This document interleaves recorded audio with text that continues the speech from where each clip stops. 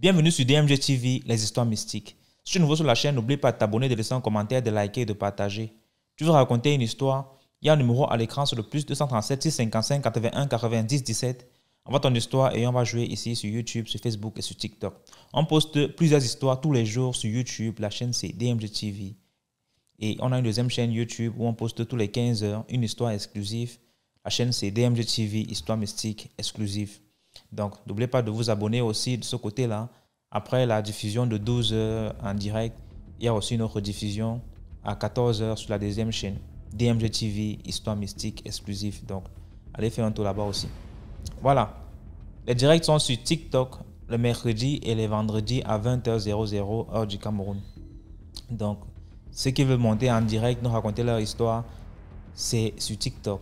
Et ceux qui veulent envoyer leur histoire, ceux qui n'ont pas le courage, trop de courage ou bien n'ont pas un compte TikTok, envoyez vos histoires sur WhatsApp au numéro plus 237 655 81 90 17 et on va jouer ici sur Facebook et sur YouTube et sur TikTok. Voilà, donc écoutons la première histoire. S'il vous plaît, avant d'écouter la première histoire, laissez un like, commentez, partagez, c'est très important. Première histoire. Bonsoir DMG, bonsoir à tous les fans de DMG TV, je vous salue. Avant de commencer, je tiens d'abord à féliciter DMG pour tout ce qu'il fait. Merci parce que grâce à ton émission, on essaie d'être sur nos gardes. Parce que les gens d'aujourd'hui, vraiment, le monde est miné. Le monde est miné de personnes mal intentionnées, des personnes qui sont spirituellement grands et qui souvent utilisent ce côté spirituel-là pour faire du mal aux autres. J'ai une toute petite histoire à raconter. Elle ne va pas être longue. Je suis une jeune fille de 29 ans. J'habite... je vis... On va dire, je vis au Gabon. Voilà, je vis au Gabon. Et je vais rester anonyme sur mon nom.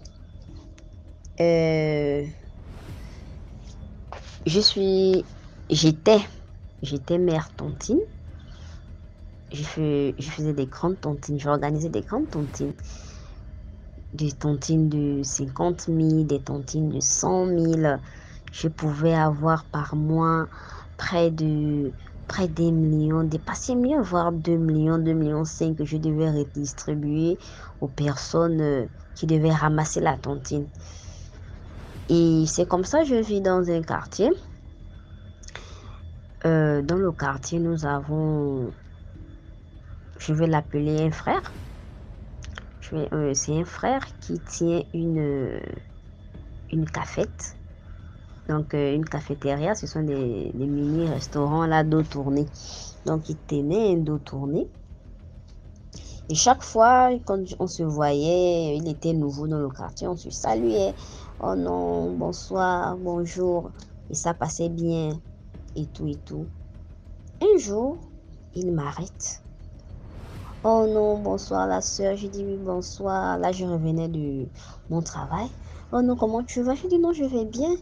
C'est oui, me fait comprendre que non, vraiment la soeur où je suis là, je vais pas te mentir. J'ai besoin d'un prêt. Voilà, il n'y a plus les provisions pour faire à manger dans la cafétéria. Et donc là, j'ai besoin de faire les provisions rapidement. Il y a quelqu'un qui doit m'envoyer de l'argent. Et comme il n'y a pas assez dans la caisse, j'aimerais que tu me prêtes. Ah, j'étais étonnée. Oh non, j'aimerais que tu me prêtes parce que voilà, j'ai compris que tu es mère tontine. On m'a dit que non, tu es mère tontine. Donc, je suppose que tu as quand même quelque chose à me prêter. Vraiment, il faut aider ton frère. Ah, ça m'a surpris. Je lui ai demandé, qui t'a dit ça? Il m'a dit non, c'est une dame du quartier qui me l'a dit. Et comme je suis très gentille,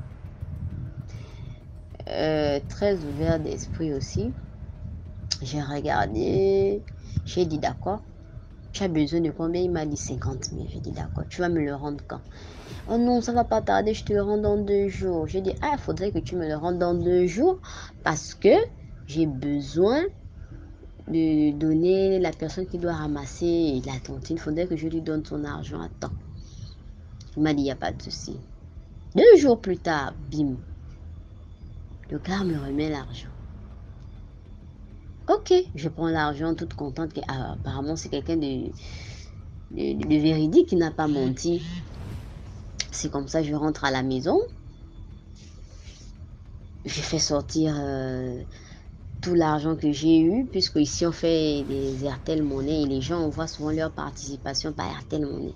C'est comme ça, je fais le retrait de l'argent. J'ai fait sortir l'argent que j'ai retiré d'Airtel Money, en plus de l'argent que je venais de récupérer avec lui. DMG, quand je compte l'argent, je compte. Ah, l'argent, ça manque. Et l'argent manque combien? L'argent manque les 50 000 pile poil que j'ai prêté au monsieur. Bon, ce jour-là, moi, j'avais pas pensé à autre chose. Je m'étais dit que bon, c'est quelque chose qui arrive, c'est certainement que j'ai dû toucher à l'argent sans m'en rendre compte. Donc, je fais tout mon possible, je rembourse l'argent là. Et je remets l'argent à la personne qui devait prendre la tontine. Tout s'est bien passé. Moi, j'avais déjà enlevé ça de la tête. Le mois passe encore. Vers la fin du mois encore, les gens ont envoyé leur participation. Je suis partie faire le retrait tellement. Ils me voient encore. Oh non, la soeur, bonjour, bonsoir. Oh oui, bonsoir. Ah non, vraiment, la soeur, là, tu vois, j'ai encore besoin de ton aide et tout ça. J'ai dit, cette fois-ci, tu as besoin de combien encore? Oh non, j'ai besoin de 100 000.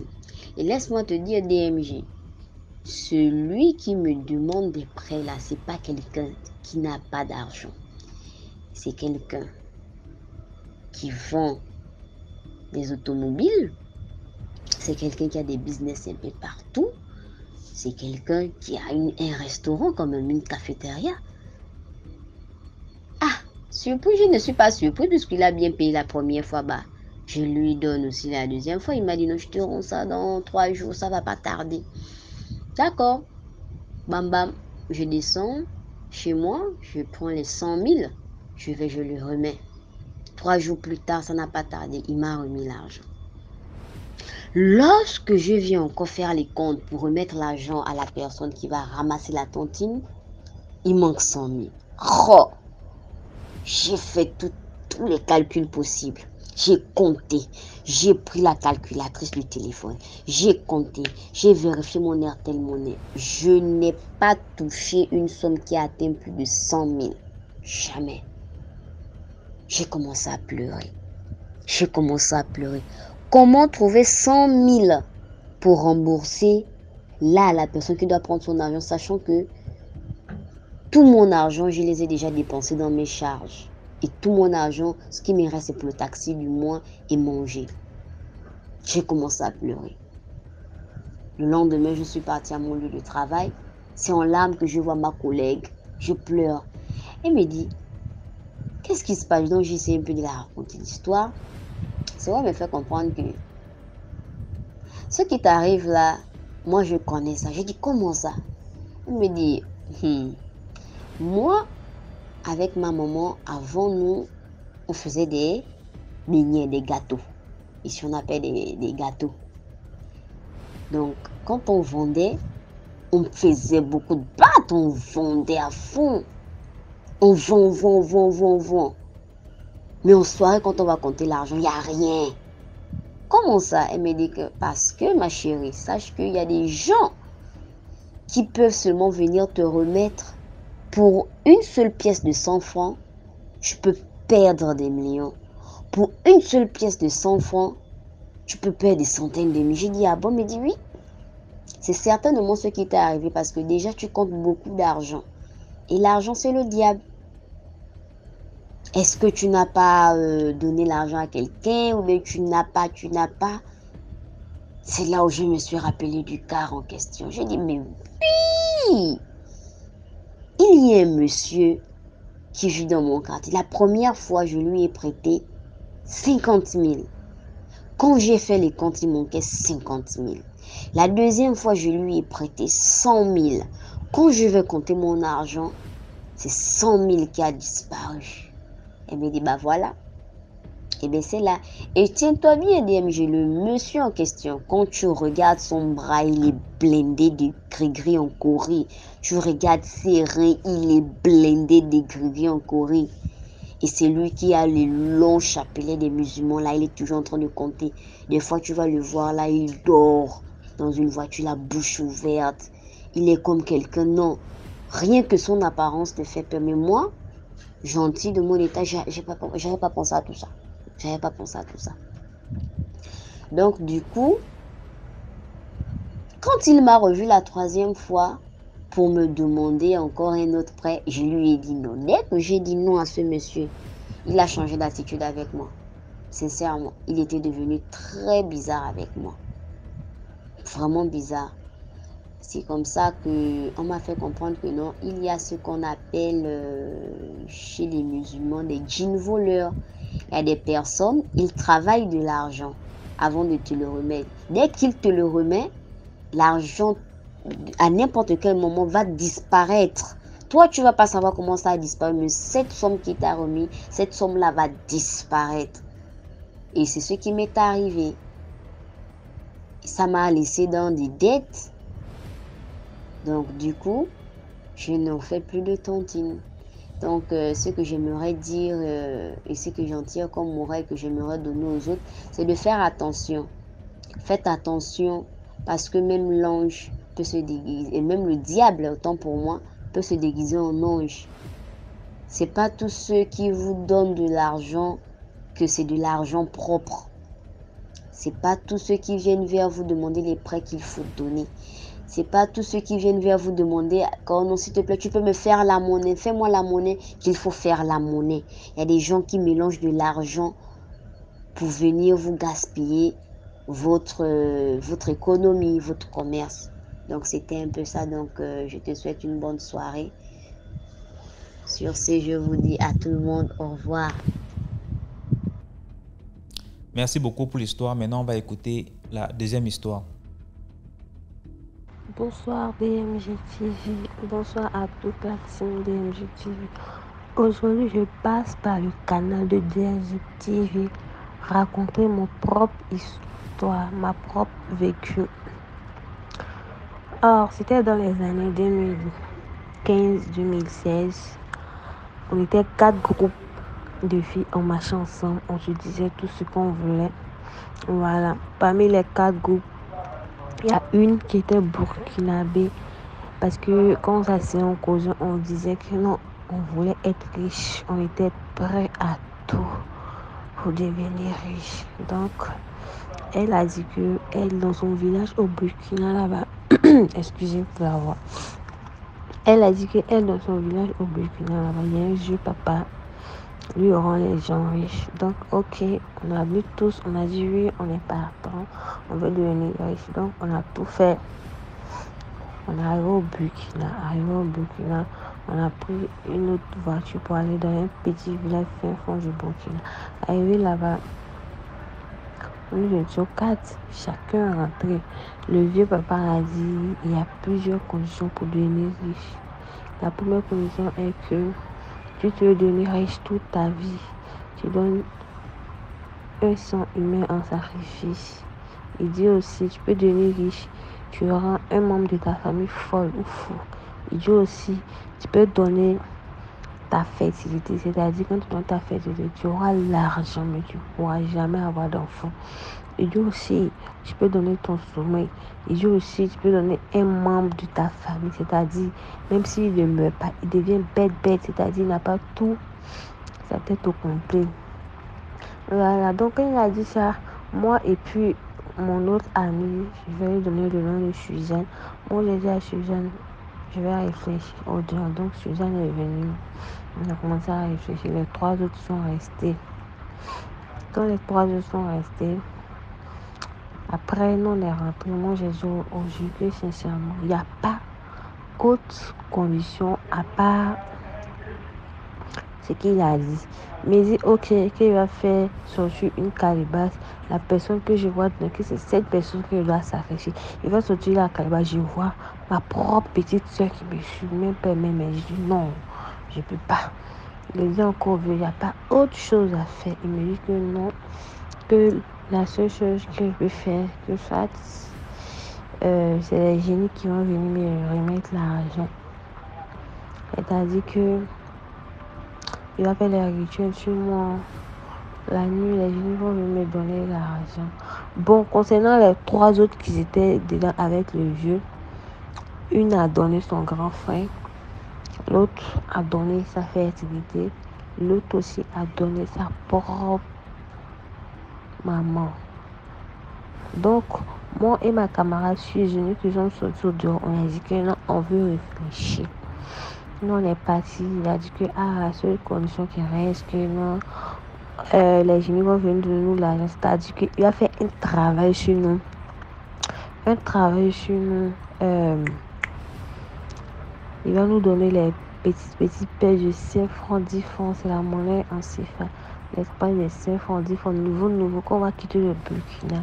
La première gare que notre car va s'arrêter, on a qu'à distribuer ça aux enfants. C'est-à-dire les mendiants qui sont dans la gare. On a distribué tout l'argent, on est rentré. La condition était que pendant 4 mois, on ne devait pas coucher avec des garçons. Pourtant, nous, on connaissait déjà les hommes. La condition est que pendant 4 mois, on ne devait pas coucher avec les hommes. Nous, on n'a pas respecté notre condition. Donc, ça a tout bousillé. Ça a gâté le sacrifice. On était dans la galère. C'est-à-dire, même 5 francs, même 1 centime, on ne pouvait pas gagner. On était devenus, c'est-à-dire que nous, si on avait lavé, si on avait jeté un soir à quelqu'un, on était bizarre. Rien n'allait. Tout. Donc, nous, on est partis vers les hommes de Dieu. Ils ont prié pour nous. Ils ont fait les délivrances. Tout. Dieu merci. Ça allait pour moi et ma copine Suzy. Maintenant, les 3 amies, elles sont devenues très, très riches. Jusqu'à présent, elles sont riches. Celle qui a donné sa fertilité, elle n'a plus d'enfants. Elle est très riche. Elle a tout ce qu'elle a. Elle est sur TikTok. Hein. Elle a tout ce qu'elle a. Elle vend les rêves aux filles. Elle voyage par-ci, par-là, mais elle n'a pas d'enfant. La deuxième qui avait donné son frère, elle a donné encore son deuxième frère en sacrifice. Celle qui a donné sa maman. Les 3, c'est-à-dire, ils prospèrent.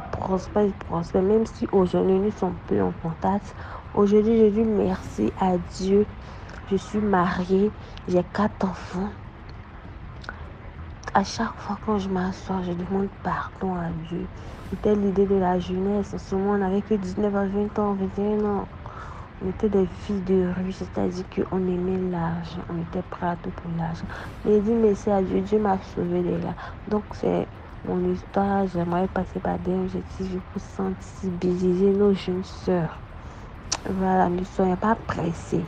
Si tu es trop pressé, tu vas rentrer dans des pratiques mystiques à la fin, tu seras malheureuse. Moi, je dis merci à Dieu. C'est vrai, on est parti. Mais je ne sais pas pourquoi, la condition que le marabout a donnée de ne pas coucher avec un homme pendant 4 mois, on n'a pas respecté. Quand on est arrivé 1 mois, quelques semaines, j'ai eu envie d'aller au Mougou, comme on le dit, d'aller coucher avec un garçon. Donc, ça a cassé. Ça a brisé la règle que le marabout nous avait donnée, moi et ma copine Suzy. Mais quand ça a brisé, on était devenus pauvres. Même 5 francs, on gagnait. On était devenus bizarres, moches, on chamait, on n'avait rien. Même pour manger, c'était un problème.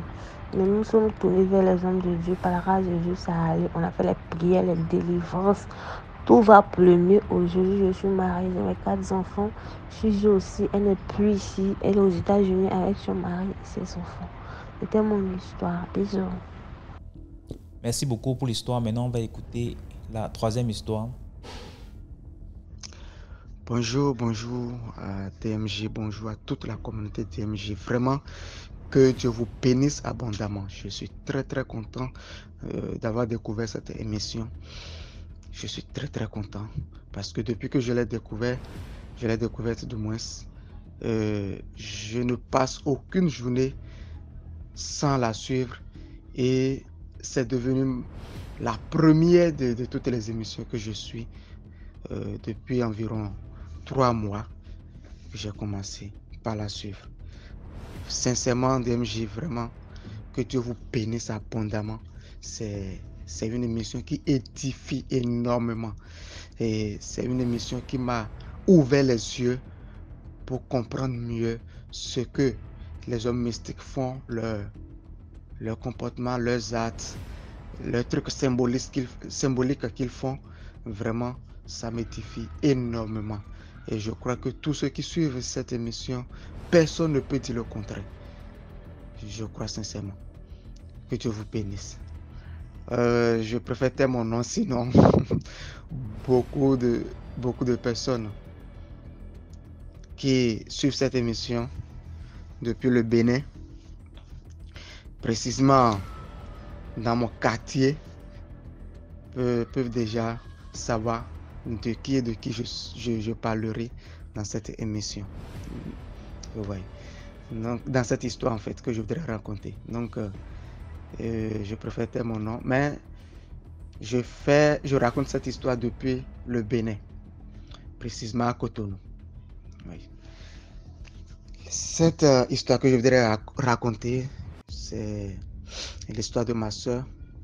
Pas ma soeur directement, on est un peu parentés. Et c'est une histoire dans laquelle j'ai participé. J'étais actif dedans. Donc, donc c'était ma soeur qui tombait régulièrement malade. Tous les mois, elle tombait malade. Tous les mois, elle tombait malade. Et quand elle tombe malade comme ça, c'est une maladie spirituelle. Parce qu'elle voyait des serpents, elle voyait des personnes qui la tourmentaient, des gens qui l'attaquaient. Parfois, elle dit qu'elle voit du serpent qui entoure son cou, des trucs comme ça. Et chaque mois, ça lui arrivait. Sa maman est passée presque dans beaucoup de choses à cause de ça, parce que c'est une fille qu'elle aime beaucoup. Elle est plus attachée à cette fille-là. Et aussi, c'est une fille très, très combattante. C'est une fille très, très combattante. Donc, sa maman l'aimait beaucoup. Et un jour, je l'avais l'habitude d'inviter quand même à venir à l'église. C'est vrai qu'elle allait dans une autre église, mais à un moment donné, j'ai commencé par l'inviter à me suivre. Et un jour, il nous a suivis. Et on était parti avec un ami aussi. Et le jour où on a prié. Et comme ça, elle a continué à nous suivre. Jusqu'à ce que, un jour en 2012, un soir, un jeudi soir, nous étions partis à l'église, on a prié. Et pendant la prière, elle était tombée.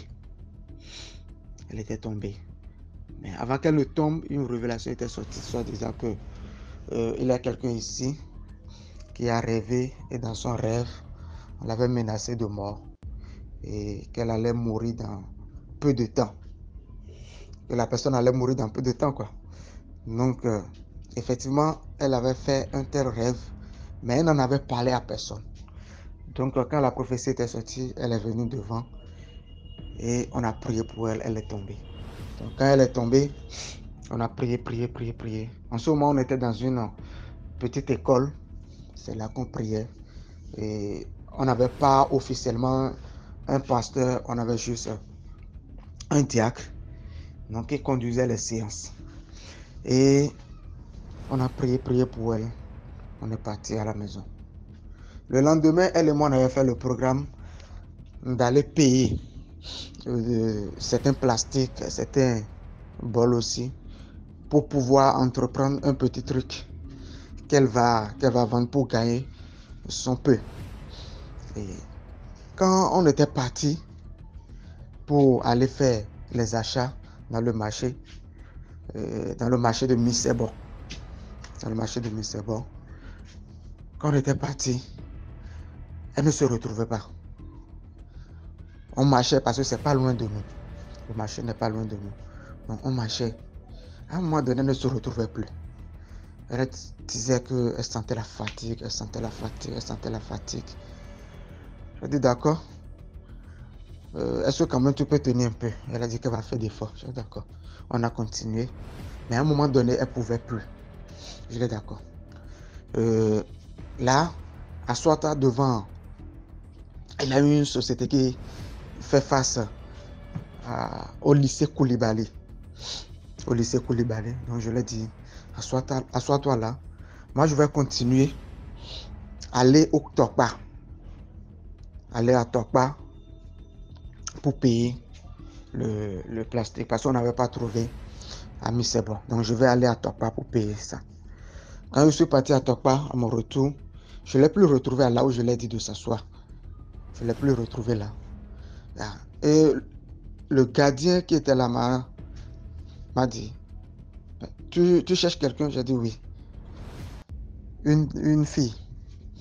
Et il m'a dit de regarder à côté. Alors j'ai regardé à côté, je l'ai vue. En ce moment, elle était couchée. Elle était couchée. J'ai dit d'accord, on a pris Sim, on est rentré. Et quand on est rentré, chaque matin à 5 h, on allait faire la prière matinale entre nous, sans le responsable, sans le diacre. Juste, on était un nombre de 6 comme ça. Nous, des nouveaux chrétiens, quoi. Donc, on allait prier chaque matin à 5 h. Et le jour là, le lendemain du jour où on était parti au marché, elle a dit ok, on n'a qu'à aller encore. Le matin, elle allait prier. Elle a dit non, qu'elle ne veut pas y aller. Bon. À un moment donné, ses petites soeurs aussi ont commencé par, deux de ses petites soeurs avec sa maman, ont commencé par nous suivre un peu pour aller à l'église. Donc, je lui ai dit, allons-y. Elle a refusé. Et sa petite soeur, l'une de sa petite soeur, elle a dit, mais comment tu peux refuser avec ton état et avec la prophétie qui était sortie? Non, il faut faire l'effort. On a tout dit. Avant même que je vienne la réveiller, ses petites soeurs l'avaient déjà, même sa maman aussi l'avait réveillée et elle a refusé. Mais je suis tellement attaché à elle que souvent quand je lui parle, même si elle n'a pas trop la volonté, bon, elle m'obéit quoi. Donc quand je suis venu, effectivement sa maman m'a pris de côté, m'a dit de lui parler qu'elle ne voulait pas y aller. Pourquoi? Alors je l'ai abordé, j'ai dit, ma soeur, tu peux pas rater. Allons-y, fais l'effort, allons-y. Bon, finalement, elle m'a suivi et on était parti à la prière matinale à 5 h. Donc, on faisait de 5 h à 6 h pour permettre aux élèves de se préparer et aller au cours. Donc, on était parti à 5 h et on priait. À un moment donné, elle a commencé par voir des choses encore.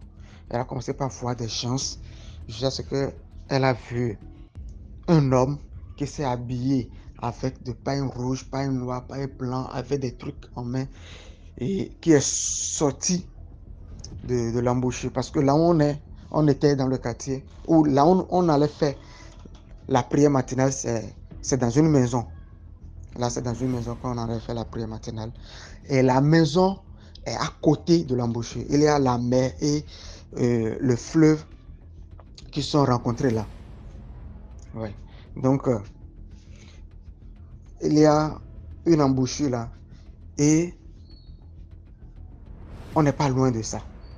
Donc, dans sa vision, elle a vu le monsieur sortir de l'embouchure et l'appelait de venir. Elle dit, comment ça? Et quand elle nous a décrit la personne, automatiquement, sa bouche était fermée. Elle n'arrivait plus à parler. Quand on la questionne, elle n'arrivait plus à parler. Elle ne fait que le doigt. Elle fait la main. Ah, ça c'est quoi ça? Ça là particulièrement ne l'avait jamais arrivé. Donc maintenant on a intensifié la prière. On priait. Sa petite soeur devrait aller au cours, mais elle était tellement touchée que elle ne pouvait pas partir. Elle est restée avec nous. Avec celle qui la suivre directement. Donc, il y avait deux de ses petites soeurs avec nous en ce moment. Et on priait. Et elle a commencé par voir d'autres personnes aussi. Elle ne pouvait plus décrire. Alors, on lui a remis une craie avec une petite ardoise et quand elle voit quelque chose, elle écrit sur l'ardoise. Et on priait jusqu'à ce que, à un moment donné, elle a dit bon, que ça va mieux. Ça va mieux, mais qu'elle a envie d'hurler. Parce que celui qu'elle avait vu dans l'embouchure sorti de l'eau, spirituellement, lui mettait la pression. Donc, elle voulait y aller, mais nous, on l'empêchait. Elle nous disait de la laisser, elle doit aller rejoindre la personne dans la mer. On dit non, on ne peut pas. Donc, on l'empêchait. C'est quelqu'un qui est aussi un peu costaud. Elle n'a pas trop la taille, mais elle est un peu musclée, quoi, en fait. Elle est un peu musclée. Donc, elle faisait la force et nous aussi, on l'empêchait jusqu'à ce qu'elle a dit bon. À un moment donné, elle a dit qu'elle voudrait aller uriner. Or, nous sommes dans un quartier où on a des WC publics au bord de la lagune. On a des WC publics là. Et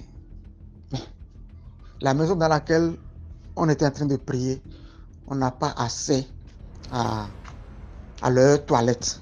Parce que c'est un frère qui a négocié une petite chambre ou une petite cabine en fait pour nous, pour qu'on prie dedans, on fasse les dévotions matinales. Donc on n'a pas accès à la maison même ni aux toilettes. Donc comme il y avait les toilettes publiques à côté, on a dit bon, qu'on l'amène là-bas. Et vu la force qu'elles essaient à aller dans la mer, on a vu qu'on ne pouvait pas la confier à quelqu'un qui n'est pas vraiment costaud pour pouvoir la maintenir, pour pouvoir la maîtriser. Alors, il y a un de nos frères, celui qui était plus âgé que nous, et qui a dit ok, que lui va l'accompagner. Et quand lui l'a accompagné, arrivé au niveau de la latrine, lui, il devait la laisser entrer. C'est-à-dire, il l'a accompagné jusqu'à l'entrée du truc là. Et maintenant, ma soeur, elle seule va rentrer pour aller se mettre à l'aise et revenir. Maintenant, quand le frère l'a accompagné jusqu'à l'entrée, elle a fait comme si elle voudrait rentrer. Et brusquement, elle s'est bifurquée pour aller rentrer dans la lagune. Et chose étrange, c'est que quand elle a fait le geste comme ça, comme si quelqu'un qui voulait se jeter dans la lagune, elle a fait le geste, mais elle s'est encore arrêtée. Et elle s'est arrêtée, elle a commencé par aller de gauche à droite, comme si elle avait une barrière devant elle. Comme si elle avait quelque chose qui l'empêchait encore de se jeter dans la lagune. Mais nous, on ne voyait rien devant elle. C'est-à-dire qu'elle était déjà à la limite. Elle était déjà à la limite. Oui, elle était déjà à la limite. Il y a des roches. Des roches qui bordaient la lagune. Donc, elle était déjà sur les roches à la limite et elle pouvait se jeter dedans. Mais elle va à gauche, à droite, jusqu'à ce que le frère a eu le temps d'aller la maîtriser encore. En ce moment, il était déjà 7h30, voire 8h. Donc, les gens, la population était déjà en mouvement. Les gens étaient déjà sortis et ils nous voyaient. Qu'est-ce qui se passe? C'était devenu spectaculaire. Qu'est-ce qui se passe? Alors, on l'a encore reprise. Et maintenant, on a pris la route pour l'amener dans l'école là où on priait. Là où on faisait les séances de prière. Alors, on a rencontré sa maman. Et sa maman était inquiète parce que elle a dit que comme elle ne voyait pas ses soeurs revenir à la maison, elle savait déjà que quelque chose s'est passé. Donc, elle nous a suivis. On était parti à l'école. Et on a commencé par prier. On a prié jusqu'à 16 heures le soir. On a prié jusqu'à 16 heures, uniquement pour son cas. À un moment donné, on était obligé d'appeler notre diacre. Et il est venu. Il a continué dans la prière avec nous. On a prié, on priait, on priait, on priait. Je vous assure tout. Il avait eu des manifestations étranges, des choses qu'on n'avait jamais entendues, des choses. Je vous assure, c'était terrible. C'était terrible, sa délivrance. Donc, on priait, on priait, on priait. À un moment donné, depuis qu'elle ne parlait plus, c'était resté comme ça jusqu'à 16 heures. Et au cours des prières, elle voyait des choses, on lui donnait la craie, elle écrit. Quand elle voit quelque chose, on lui donne la craie, elle écrit.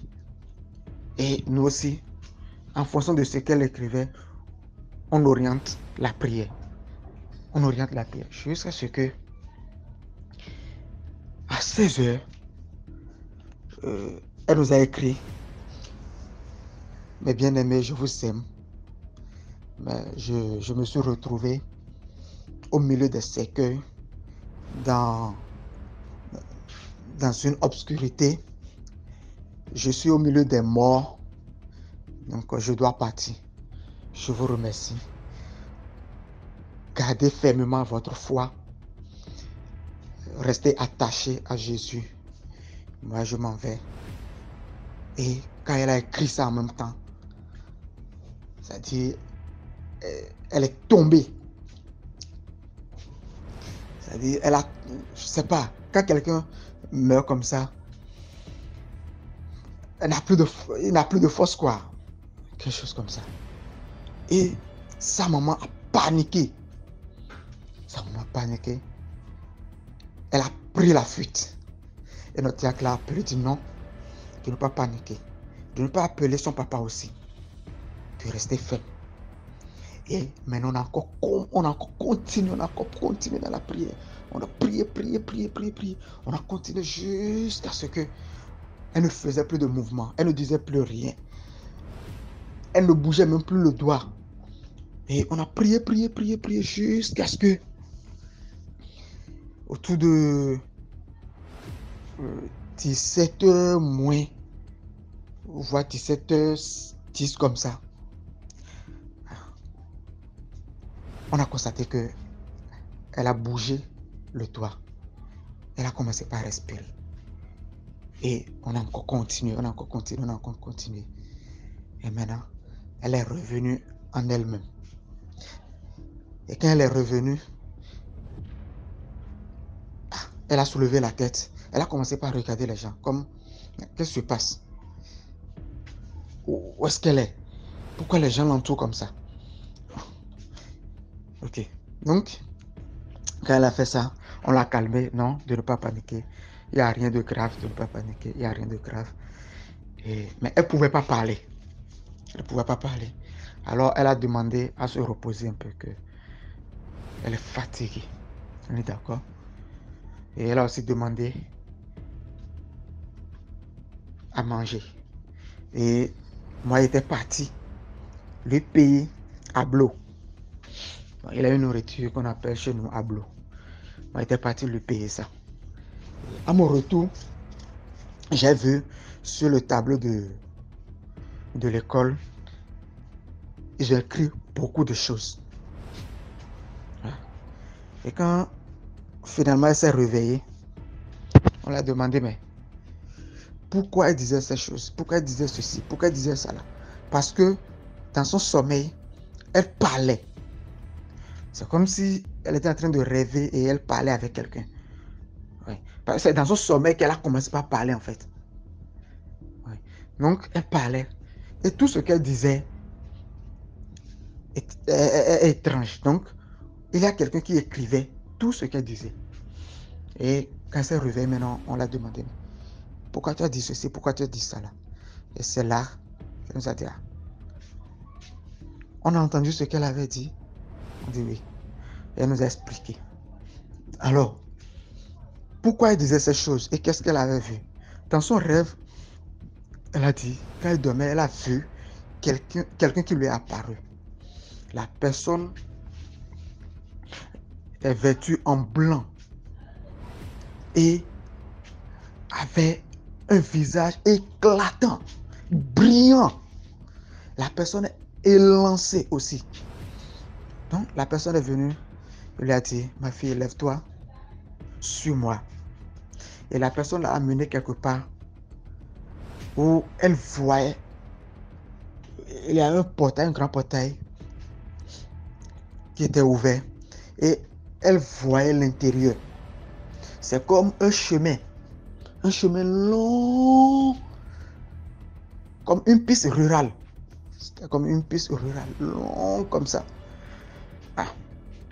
Et quand elle a vu ça de loin, elle voulait y aller. Et le monsieur a dit non, que si jamais elle franchit le portail, qu'elle ne va plus revenir. Que là-bas, c'est le chemin de l'enfer, de la suivre. Alors, elle a suivi le monsieur. Le monsieur l'a amené quelque part. Ce nouveau endroit, elle a dit, dès qu'elle y a mis pied, il y a des plantes, des herbes qui sont là, très très jolies, et qui louaient Dieu, qui chantaient. Ah, elle était surprise, mais comment les plantes peuvent chanter? Et le monsieur a dit, oui, ici, toutes choses louent Dieu. Ah, elle était étonnée. Et elle a aussi vu des bébés. Le monsieur l'a amené quelque part où elle a vu des bébés. Des bébés qui étaient assis avec des médicaments dans leur paume de main et qui pleuraient. Et elle a demandé à monsieur, mais ça c'est quoi? Le monsieur l'a dit que c'est des bébés avortés, que ces bébés attendent leur maman. Que ces bébés attendent leur maman pour leur jugement. Elle dit comment? Elle dit oui, que tous ceux qui ont avorté, que les bébés qu'ils ont avortés, les bébés les attendent. Ils ont quitté là-bas, ils sont allés quelque part encore. Et là-bas, il a vu d'autres créatures qu'elle n'a jamais vues sur la terre et qui louaient Dieu. Et les bâtiments qui étaient là sont tellement jolis. Elle a dit, l'espace est tellement joli que elle n'a jamais vu pareil. Elle n'a jamais vu pareil. Et le monsieur lui disait que ici c'est paradis. Maintenant qu'il lui a donné le pouvoir, elle n'a qu'à aller dans les hôpitaux, dans les prisons, aller prier pour les malades, aller prier pour les personnes démunies. Et juste après ça, elle s'est réveillée ici. Elle s'est réveillée ici. Et quand elle nous a raconté ça, on était étonnés. C'est ah bon? Toi, tu as eu la grâce de visiter le paradis. Et c'est depuis ce jour que ces soeurs qui étaient avec nous le jour-là, avec sa maman, leur foi a été affermie jusqu'à présent. Après ça, sa maman a traversé des situations compliquées, mais elle n'a pas remis à la foi. Son papa, c'est ce qui a fait que son papa aussi a rejoint, c'est-à-dire a donné sa vie à Jésus. Et jusqu'aujourd'hui, ils sont tous dans la foi. Vraiment, je rends grâce à Dieu. C'est pour dire que Dieu existe vraiment. Dieu existe vraiment. Et nous devons le faire confiance. En tant que chrétien, nous devons le faire confiance.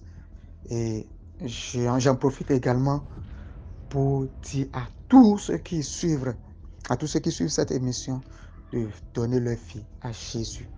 Parce que réellement, l'enfer et le paradis existent. Nous pouvons tout faire dans ce monde.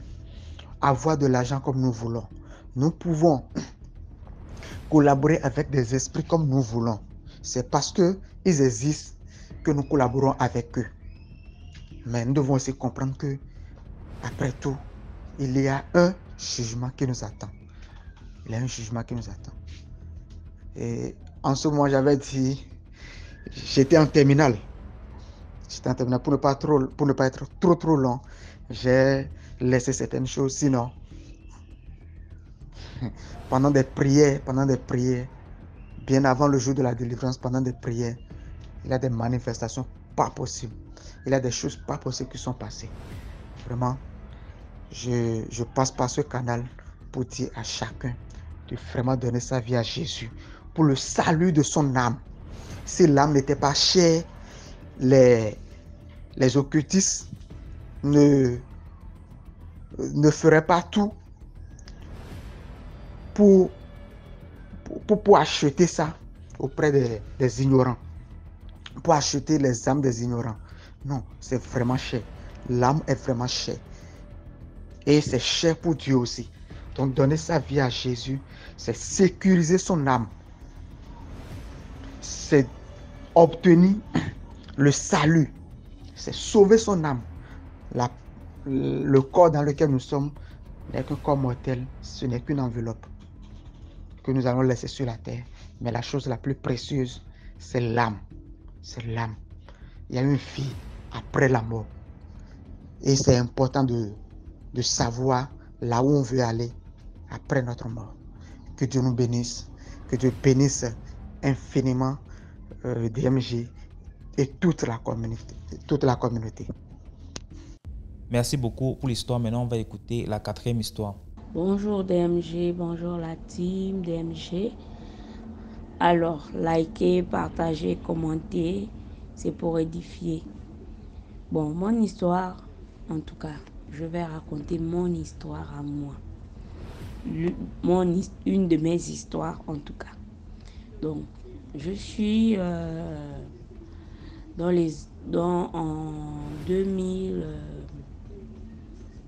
en 2020, je fais une expérience terrifiante.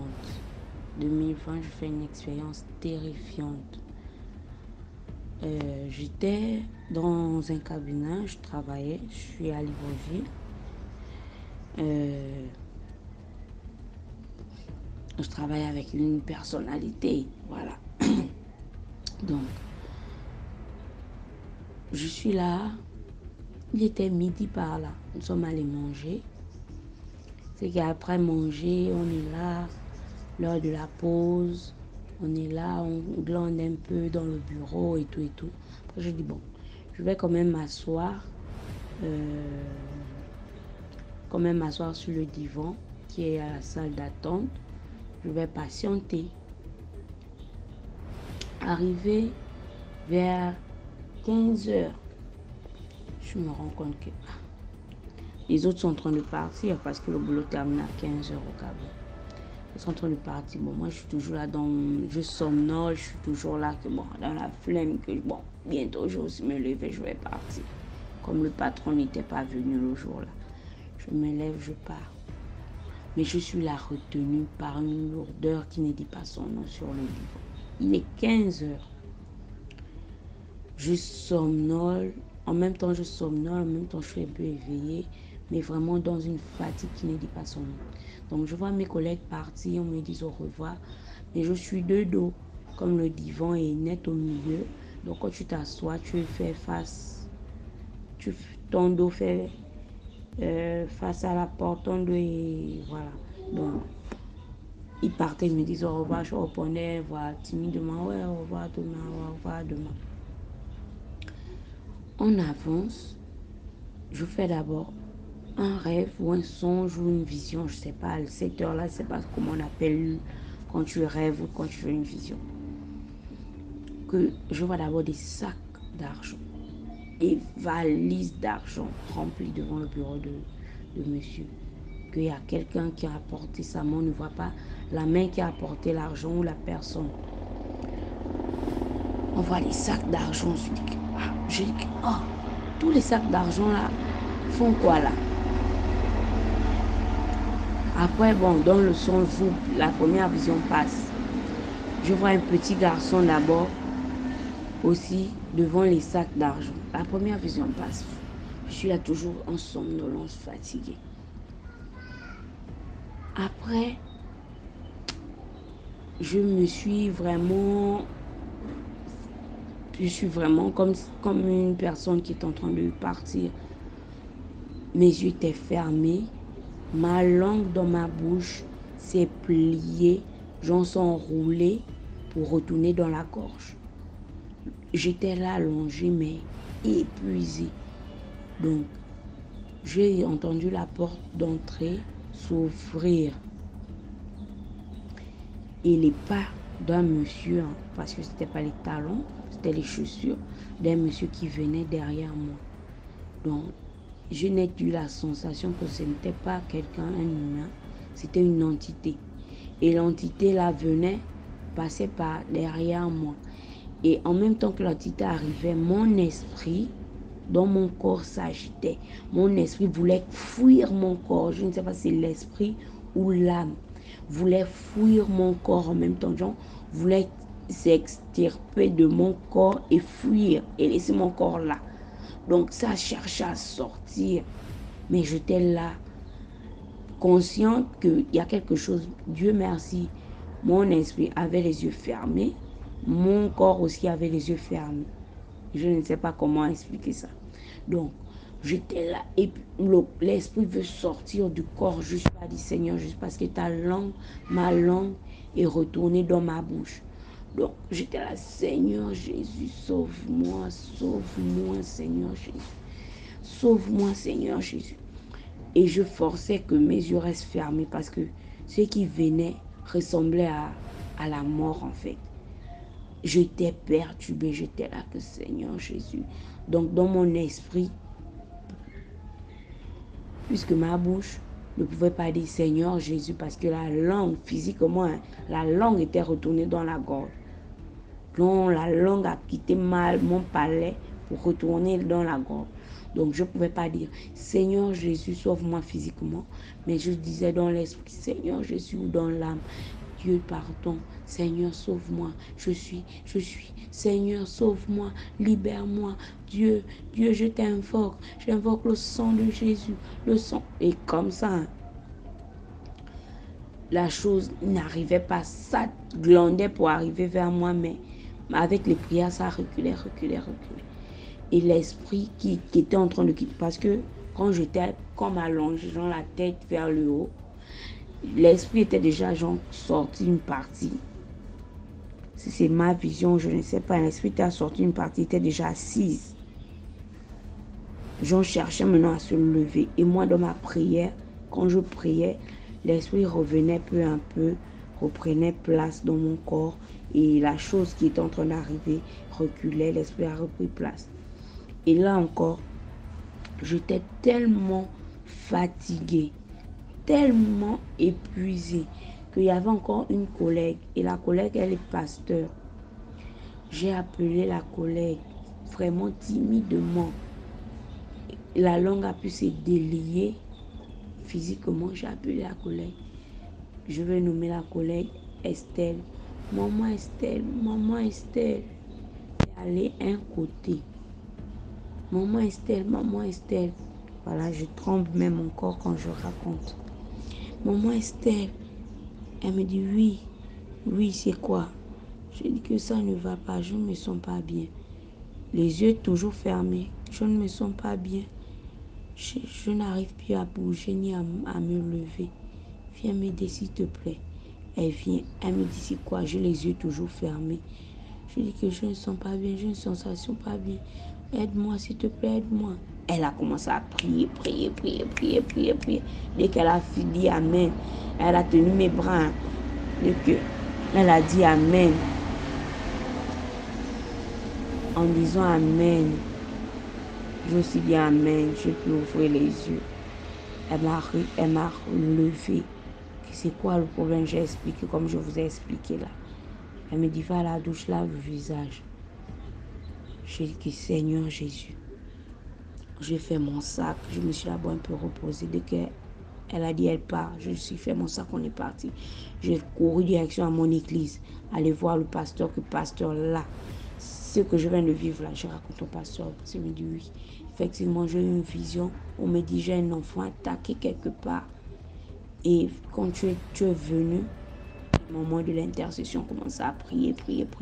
Beaucoup se sont mis derrière, avant même de parler, même qu'il y avait une chose qui passait derrière moi, un esprit, une entité. Elles sont mises derrière à prier. Puis elles m'ont dit oui, effectivement. Quand on s'est mis derrière, on a senti la présence de cet écran. Dieu est fort. On a brisé tout ça. Voilà. Et lorsque tu pars au boulot, avant de mettre le pied devant le bureau, ça, il faut vraiment prier. On voulait te montrer ceux qui se cachent dans les locaux. Mais comme ton esprit est plus fort, tu n'as pas vu. Et ils voulaient t'arracher la vie, en fait. Si tu voyais, tu ouvrais les yeux dans leurs choses. Donc, il faut prier. Maintenant, j'étais maintenant là, vraiment très pieuse dans ma prière et tout. Et là où je foulerais la pointe de mes pieds, Dieu me le donnera en possession. Voilà un peu mon expérience mystique que j'ai vécue. Et après ça, je n'ai plus jamais rien vu, rien vécu d'anormal. Donc, c'est un peu ça. Voilà mon histoire. Dans les commentaires, si quelqu'un peut me dire ce que j'ai vécu, c'était quoi, qu'il vienne me dire. Bonne journée, merci. Merci beaucoup pour l'histoire. Maintenant, on va écouter la 5e histoire. Oui, j'aimerais raconter une histoire qui m'est arrivée quand j'avais 18 ans. Quand j'avais 18 ans, j'étais une jeune fille très belle. Et je suis toujours belle. Donc, c'était un 1er janvier. J'étais avec mes copines, on est parti manger dans un restaurant et tout. Et après, il y a un maquis qui était vraiment connu à Abidjan. Le maquis était vraiment de taille, quoi. Donc, quand on a fini de manger à Prima, c'est un grand centre commercial, on appelle Prima. C'est situé dans la commune d'Abidjan et tout. Ceux qui sont à Abidjan vont reconnaître de quoi je parle, en fait. Le supermarché, c'est Prima, c'est situé à zone 4. Entre zone 4 et Makori. Donc, on a fini de manger là-bas. Mes copines ont dit, OK, comme on doit sortir vers minuit, 1h, il faut qu'on parte s'asseoir au décalé. Le coin, on appelait ça à l'époque le décalé. Le décalé, c'est situé entre 22e et les Oscars glaciers. C'est Abidjan. Donc, quand on est arrivé là-bas, moi, mes copines et tout, on est arrivé. Quand on est arrivé, le DJ du coup me connaissait déjà. Il me connaissait, moi, avec mes copines et tout. Donc, il a commencé à faire nos spots. C'est comme ça qu'on est rentré. On s'est assis et tout. Il y a un jeune qui vient vers moi pour me dire, ah, ma chérie, il y a un monsieur qui est assis là-bas avec ses amis là. Il dit, il veut te parler et tout. J'ai dit, non, je suis désolée et tout. Je suis en pleine fête avec mes copines.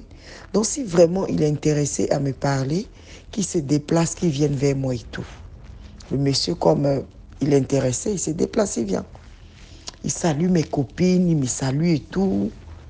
Donc, d'abord, même quand il venait, ma copine m'a dit, mais il est beau, hein? Je lui ai dit, oh, laisse tomber. Donc, quand il est venu, il nous a fait bonne heureuse année. C'était en 2005. Il nous a fait bonne heureuse année et tout. Et il est allé s'asseoir. Après, il est revenu encore. Il demande même, vous buvez quoi et tout? Il a dit au DJ de nous servir ce qu'on veut et tout. Et après, il a demandé si on veut manger quelque chose. Moi, j'ai dit non. Et mes copines ont dit oui. Il dit OK, prenez ce que vous voulez et tout. Donc, mes copines ont commandé à manger. On a mangé, on a sympathisé. Et après, eux, ils devaient partir. Et il m'a appelé pour dire de venir, on va se voir dehors. Ils étaient nombreux, métis. Il y avait métis parmi eux. Il y avait des filles parmi eux. Déjà, ils étaient tous des revenants. Ils étaient tous des revenants. Un 1er janvier à Abidjan. Ils étaient tous des revenants. Le maquis, on appelait ça le décalé. Mais aujourd'hui, le maquis, on appelait ça après le kirikou. Le bas kirikou. Donc, c'est comme ça que je suis sortie parler avec lui et tout. Quand le gars me remet son téléphone, quand il me remet son téléphone, il n'y a pas de touche. Le téléphone, il est vide. Comme les téléphones pourris, on n'utilise plus. C'est comme ça son téléphone, il était en fait. Donc, comme il a remarqué que j'ai senti quelque chose, il a arraché le téléphone dans ma main. Il dit, Donne-moi ton numéro, je prends moi-même et tout. Malgré ça, ça ne m'a pas fait tiquer. Je lui ai donné mon numéro et tout. En ce moment, moi, j'habitais dans la cour familiale de mon grand-père. Avant d'aller chez moi, dans la cour familiale de mon grand-père, avant d'aller dans la cour familiale de mon grand-père, chez nous, on traverse le cimetière avant d'aller chez nous. Le cimetière, c'est situé dans mon village. Mon village, c'est en centre-ville, mon village. Les propriétaires de terre à Abidjan. Je suis ébrié de mère et de père. Donc, avant d'aller chez moi, je dois traverser le cimetière pour aller chez moi. Donc, j'ai quitté le maquis vers 23h parce qu'on devait aller s'apprêter, moi avec mes copines, pour aller en boîte. Il y avait une boîte de nuit avant qu'on appelait le Bentley's. Pour ceux qui ont vécu en Côte d'Ivoire, qui connaissent la vie, il y avait une grande boîte de nuit qu'on appelait le Bentley's. Donc, je devais me rendre au Bentley's entre minuit et 1h30 avec mes copines et tout. Donc, on a quitté le maquis, le décalé. Chacun est rentré. Moi, je suis en train de partir comme une villageoise, hein, toujours dans mes balades. Je dois descendre au carrefour et marcher devant le cimetière pour aller en famille. Je suis en train de marcher pour partir chez moi. J'entends dans le couloir du cimetière, il y a quelqu'un qui est en blanc, qui me dit, ma chérie, je vais vous parler. Je dis non, je ne peux pas rentrer au cimetière. J'ai commencé à courir dans le noir. Je suis partie à la maison. Avec ce que j'ai vécu là, je n'ai pas me laver et puis dormir. Je me suis lavée. Mon grand-père me dit, il est minuit passé, tu vas où ma fille? Ma petite fille, reste, tu vas dormir. Je dis, c'est la fête. C'est la fête. Moi, je sors m'amuser, pépé. Quand je dois passer encore devant le cimetière. J'ai pris encore la voie du cimetière toute seule à minuit 30. La même personne, le même endroit dans le couloir du cimetière. Ma chérie, je veux vous parler. J'ai dit, je ne peux pas m'arrêter. Et puis, à cette heure-là, je ne peux pas parler à quelqu'un qui est dans le cimetière et tout.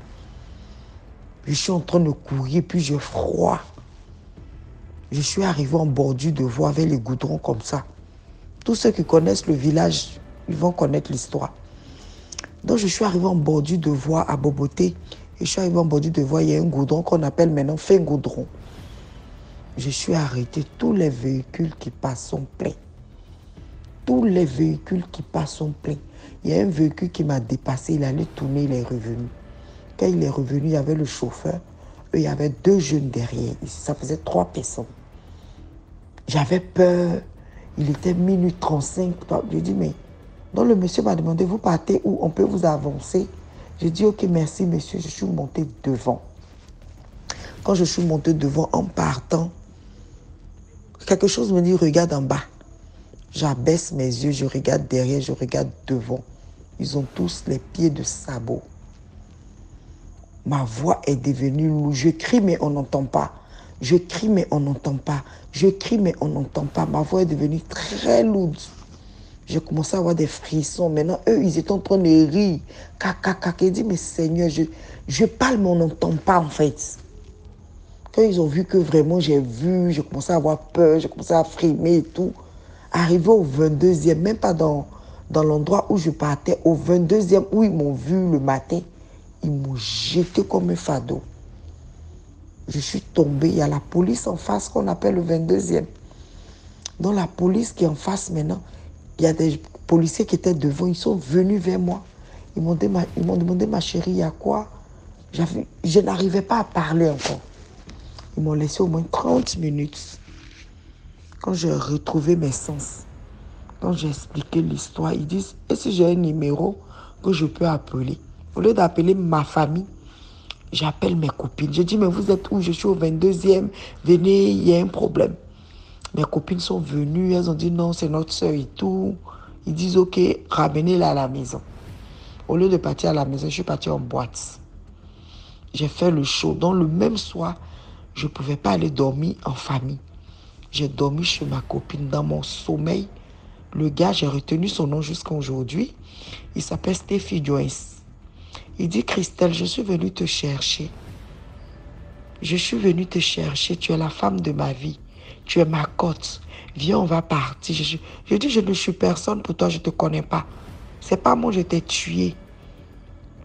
Ne viens pas me chercher, je ne te connais pas. Je me suis débattue dans mon sommeil jusqu'à le matin. Chaque soir, quand je dormais, je pensais à lui. C'est comme ça que j'ai expliqué à mes tantes. Elles sont allées couper des feuilles, elles sont venues me laver. On mettait partout sur les fenêtres de la maison. On me faisait les bains de purification pour ne pas que je puisse le voir. C'est comme ça, un bon jour, je ne l'ai plus vu. C'est comme ça que j'ai arrêté de sortir tard la nuit. J'ai dit aux jeunes filles qui sortent, j'étais très bandite. J'étais une petite fille très belle et très bandite. Mais aujourd'hui, ça m'a servi de leçon. Je ne sors plus tard la nuit. Je ne vais plus en boîte comme ça. C'est pour dire aux jeunes filles d'être vigilantes. Tout ce qui brille n'est pas de l'or. Il y a des revenants. Les revenants, là, ils existent. Les revenants existent. Donc, c'est mon histoire que j'ai vécue. J'ai voulu partager avec les gens qui sont dans la nuit. Il y a de vilaines choses qui se passent dans la nuit. Que vraiment, que Dieu nous protège. Moi, j'ai épargné à ça. Ça ne veut pas dire que toi aussi, tu vas épargner. Tout le monde n'a pas les mêmes grâces. Tout le monde n'a pas les mêmes chances avec Dieu. Peut-être Dieu m'a montré ça pour que je puisse arrêter le monde de la nuit. Parce que j'étais très bandite. Chaque soir, je me promenais dans les maquis, dans les bars. Mais je bénis Dieu. Je me suis assagie. Je ne suis plus dans les histoires de bars.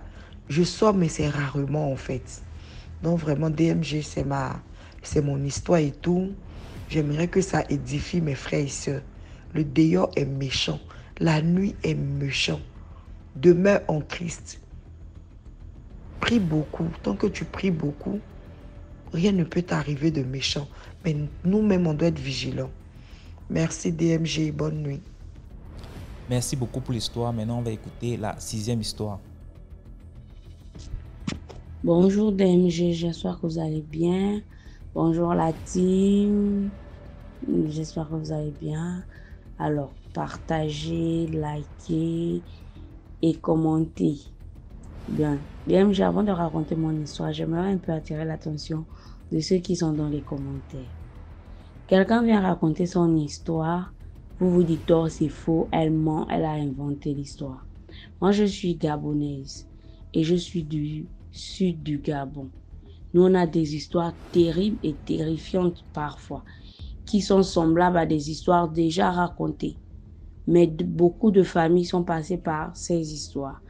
Je parle là de l'histoire de lundi 506, la première histoire, où j'ai parlé de l'histoire d'une revenante, de ma tante qui était avec un revenant. Ça s'est passé dans ma famille. Je ne suis pas là pour venir mentir.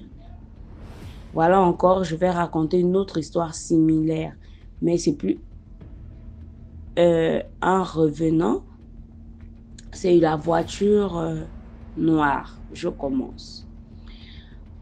On était dans les années 1980-90. C'est une histoire qui a été racontée par ma tante. Une histoire qui a été racontée par ma tante et par ma mère. En tout cas, à chaque fois que notre tante la venait à la maison, quand elle partait, en tout cas, on faisait un petit Congo ça à la maison. Oh, vous voyez votre tante là, venez, on va vous raconter son histoire. C'était dans les années 1900-1980 et tout là. Donc, elle aimait groover, elle aimait aller en boîte de nuit. Et c'est dans la province de Longounié, précisément à Mouila. Elle aimait aller en boîte de nuit, et tout. Arrivée dans la boîte de nuit, elle a rencontré un monsieur. Chic, viens là, et tout. Elle s'est dit, waouh, j'ai trouvé l'homme de ma vie. En ce moment, à l'époque, il y avait un phénomène qui régnait, on appelait la voiture noire, Fantomax. Donc, elle n'a pas fait cas de l'histoire, elle est montée dans la voiture avec le monsieur. Ils sont allés dans une grande maison, une grande barrière. Vraiment, ils ont dépassé l'aéroport, tout ça. Elle s'est dit, ah, il y a des gens qui habitent ici loin. Il dit, oui. Nous, on n'aime pas se mêler aux populations et tout. Elle dit, ah, ok. Ils sont allés, ils ont mis des rapports et tout. Le matin, genre 5 heures, le monsieur demande à ma tante que pourquoi tu traînes dans les boîtes de nuit, pourquoi tu cherches, tu as la recherche d'un mari et tout. Elle dit clairement oui, mais comme je t'ai déjà trouvé, c'est toi donc mon mari. Il dit, tu es sûr de ce que tu viens de dire? Elle dit oui. Ok. Le premier soir, ma tante est rentrée à la maison. Deuxième soir encore, comme elle venait de dire oui, là, elle avait signé le pacte. Ils sont allés encore trouver. Moi, elle s'est dit que ouais, j'ai trouvé l'homme de ma vie et tout et tout. Tout ça, elle ne dit pas à la grand-mère. Elle ne dit pas à sa mère. La grand-mère, c'est la petite sœur de ma grand-mère. Donc, elle ne dit pas à sa mère. Elle allait continuer dans le groove. Arrivé le jour là, c'était un jour de lune. Donc, ils sont allés dans la maison du gars. C'est ce qu'elle a raconté quand elle est revenue en elle. Ils sont allés dans la maison du gars. Ils ont fait ce qu'ils ont fait. Elle a dormi. Là, le jour là qu'elle a dormi profondément. Elle ne s'est même pas rendue compte. Elle a dormi. Le matin, elle trouve ses habits. Elle se réveille. Elle est sur une tombe. Elle trouve ses habits accrochés à la croix. Elle a pété le câble, la folie, la pris, wow, de tout, mouillé là, oh, venez, oh, voilà, oh, venez, les gens sont venus. C'est quoi le problème? Oh, et c'était une tombe fraîchement, on venait fraîchement d'enterrer quelqu'un là. Venez, oh, voilà, machin. Elle a pété le câble, la folie, on l'a emmené chez les gangas et tout, on l'a attaché là, c'est comme raconter, elle a raconté un peu l'histoire. Je dis, ah, ma fille. En ce moment, il y a un phénomène, on appelle Fantomax, la voiture noire. Vous n'avez pas peur, toujours en train de partir dans les grooves de nuit et tout, et tout, et tout. On a soigné ma tante là. Elle a fait 1 ou 2 enfants, on l'a soignée, mais c'est plus vraiment ça. Elle pète parfois les câbles. En tout cas, les gens disent que comme elle a eu des rapports avec un fantôme, un revenant, si c'est plus fort, probable qu'elle soit encore bien. Souvent, elle vient à la maison, c'est une histoire authentique de ma propre tante. Comme dans les commentaires, oh non, tu mens, tu racontes. Non, c'est une histoire authentique de ma propre tante, de chez nous. Elle vient souvent à la maison. Je peux faire taire son nom, mais elle vient souvent à la maison. Elle a des rapports avec un revenant. Elle, malheureusement, n'a pas eu d'enfant avec lui, mais elle a eu l'enfant avec d'autres hommes. Mais après, sa vie n'a plus été toujours, en tout cas. Dès qu'elle venait à la maison, dès qu'elle partait, toujours petit Congo ça. Oh, et quand, vous voyez la tante là, non, vous qui aimez les grooves là. Voilà. C'est un peu raconté. Donc, elle-même, parfois, elle racontait que, oh, moi là, c'est Jésus, oh, je ne groove plus. Moi là, depuis mon expérience, je n'ai plus jamais groové. Même le mari là m'a trouvé ici devant la cour de mes parents. J'ai eu le mari, j'ai fait 2 enfants, après on s'est séparés. Elle dit qu'elle n'a plus jamais groové après l'histoire. Donc, dans les commentaires, soyez indulgents. Les gens racontent des histoires vécues. C'est vrai que certaines histoires sont similaires, mais il y a un vécu dans ça. Voilà ma première histoire. Merci, bonne journée dans les commentaires. Merci pour l'histoire. Voilà, c'était tout pour aujourd'hui. J'espère que vous avez aimé. Laissez vos commentaires. Si par exemple vous avez un commentaire à donner à l'histoire numéro 2 par exemple, vous pouvez écrire H1, voilà ce que je pense, ainsi de suite. Sachez que tous ceux qui envoient les histoires ici viennent après lire les commentaires. Donc c'est important de dire ce que vous pensez. Si vous avez un message en particulier pour un intervenant. Voilà, donc on se prend demain à 12h00 sur YouTube, sur la chaîne DMG TV. Ciao.